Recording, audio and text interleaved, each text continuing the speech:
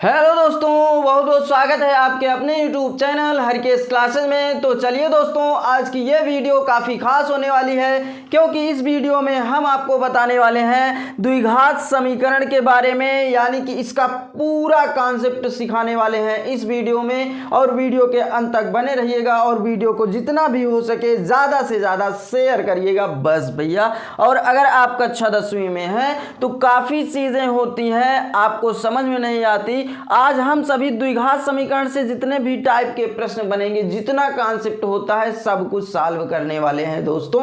बस वीडियो के अंत तक बने रहिएगा और वीडियो को ज़्यादा से ज़्यादा शेयर करिएगा अगर वीडियो पसंद आए तो, ठीक है। अब देखिए, द्विघात समीकरण होता क्या है, जिसमें द्विघात होता है। द्वि का मतलब दो, क्या होता है भैया? द्वि का मतलब दो घात, जिसमें दो घात होते हैं। देखिए, इसका अगर फॉर्मेट देखा जाए किस रूप में होता है भैया, ax² plus bx plus c बराबर 0। ए क्या है भैया, समझेंगे। ए है x² का गुणांक, x² का गुणांक। और b क्या है, b क्या है, x का गुणांक, यानी कि x का गुणा कर रहा है, x में गुणा कर रहा है ना, तो x का गुणांक। किसका भैया? x का गुणांक। सिर्फ आप सीखते चलिए बस। a क्या है, x² का गुणांक, और b क्या है, x का गुणांक। इसी से देखिए सब कुछ अभी आप सीख जाएंगे बस। c क्या है, अचर पद। क्या है भैया? अचर पद, अचर पद, ठीक है। अचर का मतलब होता है गिनती वगैरह, ठीक है, जैसे 1 2 3 0 वगैरह कुछ भी हो, ठीक है। ये क्या होते हैं, अब आपको हम बता रहे हैं कि एक हम उदाहरण ले रहे हैं। क्या कर रहे हैं भैया? उदाहरण ले रहे हैं। उदाहरण के जरिए आपको हम समझाएंगे। अब उदाहरण में अगर देखा जाए तो समीकरण ले रहे हैं x² प्लस 5x प्लस 6 बराबर 0। तो ये क्या है? अगर आपसे पूछ ले कोई कि ये क्या है, तो आप कहेंगे द्विघात समीकरण। क्या है? द्विघात समीकरण है। क्या है ये? द्विघात समीकरण है मेरे भाई, ठीक है। अब इसमें द्विघात समीकरण उम्मीद करता हूँ आप लोग समझ गए होंगे। अगर इस रूप में होता है या कहीं अगर लिखा हो x², तो आपके दिमाग में प्रश्न आएगा ये द्विघात समीकरण है कि नहीं है भैया? क्यों है? देखो, यहाँ 0 गुणे x हो सकता है प्लस 0 होगा तो बराबर 0। अगर ऐसे लिखा हो x² बराबर 0 तो आप इसे क्या बोल देंगे? क्या बोलेंगे भैया? b बराबर क्या है? 0 है। c बराबर 0 है। a बराबर यहाँ कुछ नहीं रहता, जहाँ वहाँ 1 रहता है। क्या रहता है भैया? 1। तो क्या है ये? द्विघात समीकरण है। अगर कहीं कहीं x² और बराबर 0 भी लिखा है तो वो क्या होता है? द्विघात समीकरण उसको बोलेंगे भैया, ठीक है। बात हुई, देखिए अब द्विघात समीकरण की आराम से पढ़ेंगे। इसमें सारे प्रश्न आपके आने वाले हैं, बस वीडियो के अंत तक बने रहिएगा। जहां भी कोई दिक्कत हो तो कमेंट सेक्शन आपके लिए खाली रहता है। तो ये द्विघात समीकरण है। अब ये आप सीख गए कि द्विघात समीकरण क्या होता है, ठीक है। अब आप मूल के बारे में बात करेंगे। मूल, किसी चीज का मूल क्या होता है। अगर आपसे बात करें कि द्विघात समीकरण में मूलों की संख्या, लिख रहे हैं भैया, द्विघात समीकरण में मूलों की संख्या बराबर 2 होती है। कितनी होती है भैया? 2 होती है। अगर आपसे कोई पूछ ले द्विघात समीकरण में मूलों की संख्या कितनी होती है? 2। अब आप हमसे पूछोगे सर जी हमको बताइए। और एक चीज़ बताएं, अगर ये आप लोग द्विघात समीकरण पढ़ रहे हैं तो आपको एक चीज़ आना चाहिए, गुणनखंड। अगर आप लोग हमारा गुणनखंड वाला वीडियो ना देखे हो, चैनल पर जाके आप लोग गुणनखंड वाला वीडियो देख सकते हैं, ताकि समझ लें कि गुणनखंड होता क्या है। वो अगर आएगा तो आपसे जान लीजिए आधी से ज़्यादा प्रॉब्लम आपकी सॉल्व हो जाएगी द्विघात समीकरण में, ठीक है। अब द्विघात समीकरण है, यही समीकरण लिए हैं ना भैया, x² प्लस 5x प्लस 6 बराबर 0। अब यहाँ देखिए x² प्लस गुणनखंड कर रहे हैं इसका भैया, ठीक है। यहाँ प्लस प्लस का चिन्ह प्लस होगा, x प्लस 6 बराबर 0। 6 का फैक्टर करेंगे तो क्या करेंगे? ऐसा करें कि गुणा करें तो 6 हो जाए।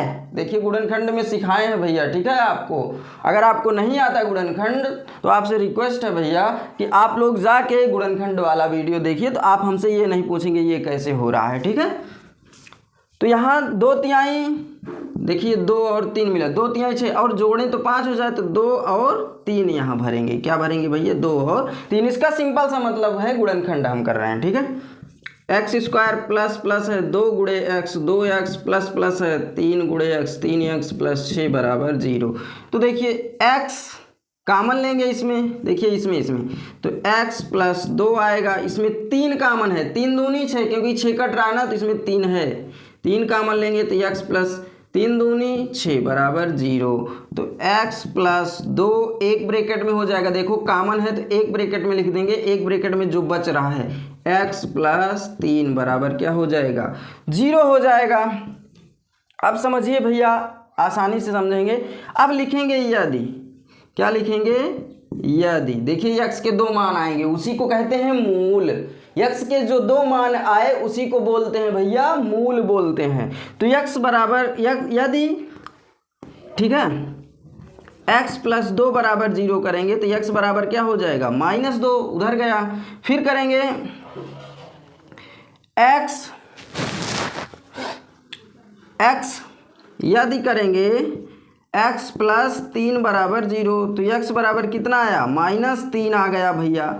समझ में आ गया भैया?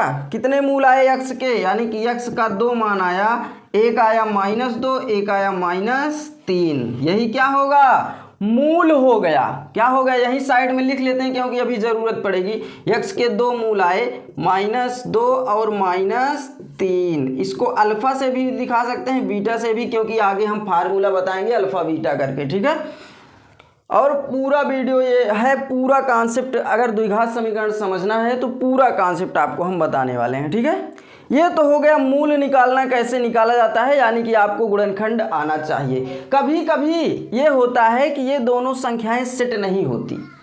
क्या होता है? दोनों संख्याएं सेट नहीं होती, उसके लिए हम श्रीधराचार्य विधि लगाते हैं। कौन सी विधि भैया? श्रीधराचार्य विधि। अच्छा, श्रीधराचार्य विधि क्या होती है भैया, उसके बारे में हम चर्चा कर लेते हैं। तो इसको मिटाते हैं भैया, ठीक है, रब करते हैं इसको और आप लोग नोट डाउन कर लिया करें। अब देखिए रफ कर रहे हैं इसको, ठीक है, सिर्फ यही लिख लिए हैं हम, x बराबर -2 -3, ठीक है। अब बात आती है कि श्रीधराचार्य विधि सही है कि गलत है, ठीक है। कभी कभी ऐसे समीकरण आएंगे, फिर कभी कभी ऐसा समीकरण आएगा जो जिसमें जैसे ये भरा जाता है x स्क्वायर प्लस, यहाँ प्लस है, x है प्लस 6 है, तो यहाँ कुछ भर नहीं पाएंगे, यानी भरने में हमको दिक्कत होगी या उसका फैक्टर नहीं होगा, तो उसके लिए श्रीधराचार्य बाबा आ जाते हैं। देखिए भैया, फिर तो हम श्रीधराचार्य विधि से देखिए मूल निकालते हैं और सिद्ध करते हैं। श्रीधराचार्य विधि से देखते हैं कि x बराबर -2 आता है और -3 आता है कि नहीं आता है। तो श्रीधराचार्य विधि होती है x बराबर -b plus minus √b² -4ac पूरे का बटे 2a। क्या होता है भैया? x बराबर -b plus minus √b² -4ac बटे 2a, ठीक है। और पूछा भी जाता है बार बार एग्जाम में, बोर्ड एग्जाम में, कि श्रीधराचार्य विधि से मूल ज्ञात कीजिए, मूल निकालिए। तो कैसे निकालेंगे आप देखिए, x बराबर ये सूत्र होता है, इसको लिख लीजिए आप लोग, x बराबर -b plus minus √b² -4ac पूरे का बटे 2a, ठीक है। अब x बराबर b क्या है भैया, इसमें आपको हम बताए थे, यही लिख दीजिए ax² plus bx plus c बराबर 0 से तुलना कराइए।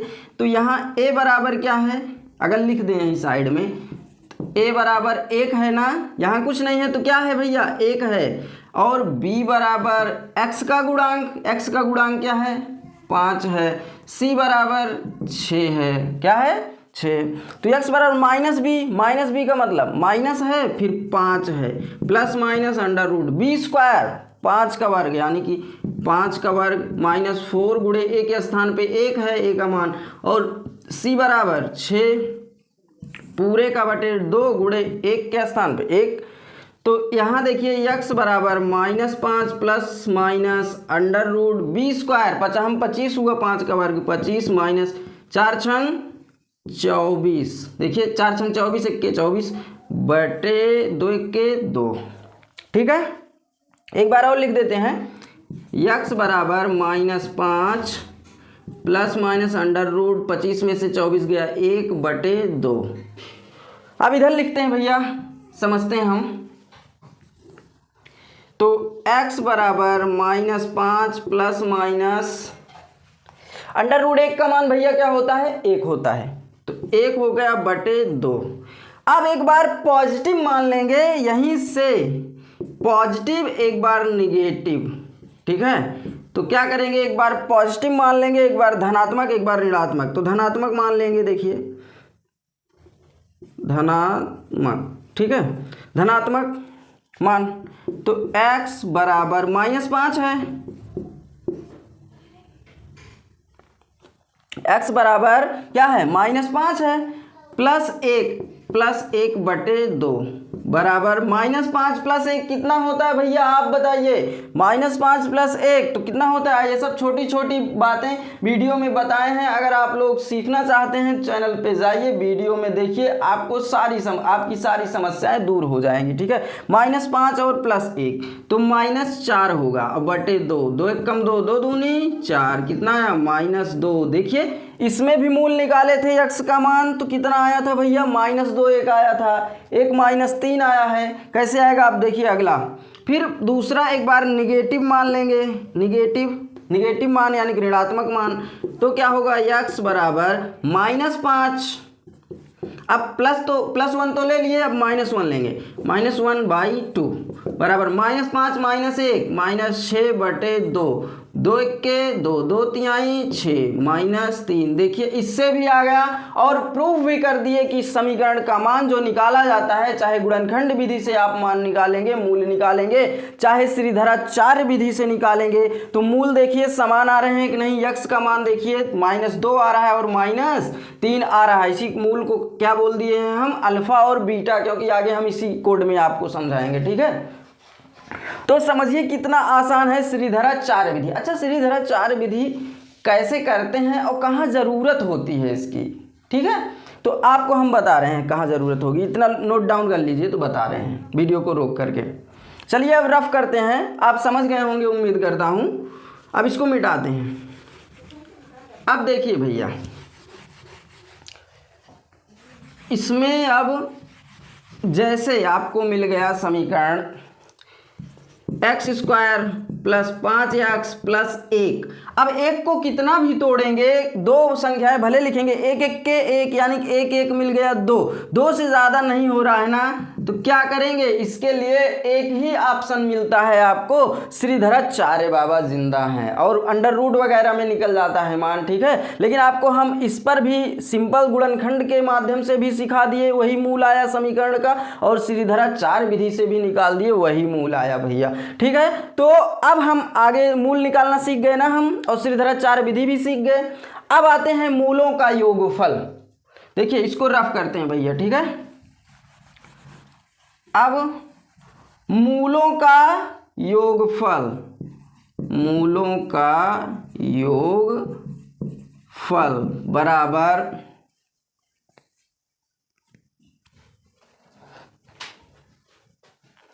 मूलों का योगफल। अच्छा, मूलों का योगफल क्या होगा,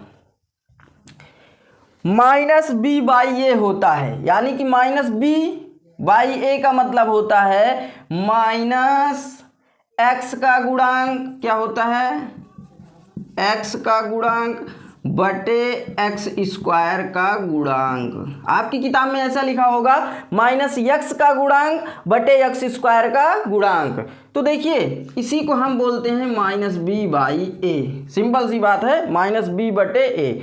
तो अब आप बताइए, माइनस लगा दीजिए, b का मान कितना है, 5 है, और a का 1 है, तो नीचे 1 लिखते नहीं है जब रहता है तो, ठीक है। तो कितना आया भैया, -5 आया ना। मूलों का योगफल कितना आया भैया, -5 आया। अब देखिए मूल अल्फा और बीटा है ना, अल्फा -2 है और -3 है, इसको जोड़िए, -3 बराबर क्या होगा, बराबर यहाँ लिखते हैं -2 और प्लस माइनस का गुणा -3 हुआ, तो -2 -3 -5। देखिए मूलों का योगफल क्या हुआ, यहाँ योगफल किए कि नहीं हम भैया, योगफल किए ना, कितना आया -5, और सूत्र से भी डायरेक्ट आ गया। तो हमको मूल नहीं निकालना है, देखिए यहाँ मूल नहीं निकाल रहे हैं, डायरेक्ट हम रख रहे हैं मान, तो भी कितना आ रहा है -5 सूत्र से, ठीक है। नहीं तो आप पहले मूल निकालेंगे फिर उसको जोड़ेंगे, या गुणनफल पूछ रहा है तो उसको गुणा करेंगे, लेकिन ये भी सिद्ध कर रहे हैं, ऐसे भी सिद्ध कर रहे हैं, ठीक है भैया। लेकिन ये फार्मूला होता है, डायरेक्ट आप लगाइएगा पेपर में।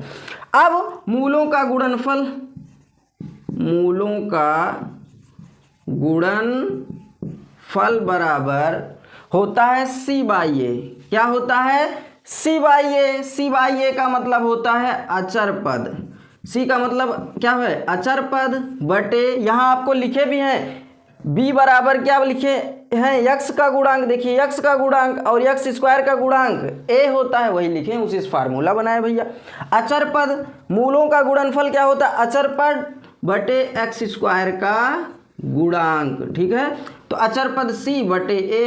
अब C क्या है? 6 है, बटे 1 के स्थान पे 1 लिखा नहीं जाएगा, ठीक है। तो क्या आया? 6 आया कि नहीं? अब आप पूछेंगे सर जी ऐसे करके दिखा दो हमको, ये जो मूल निकाले थे इसी समीकरण ही था, इसलिए एक ही समीकरण निकाले हैं, एक ही समीकरण सब में फॉलो कर रहे हैं, दिए हैं, ठीक है।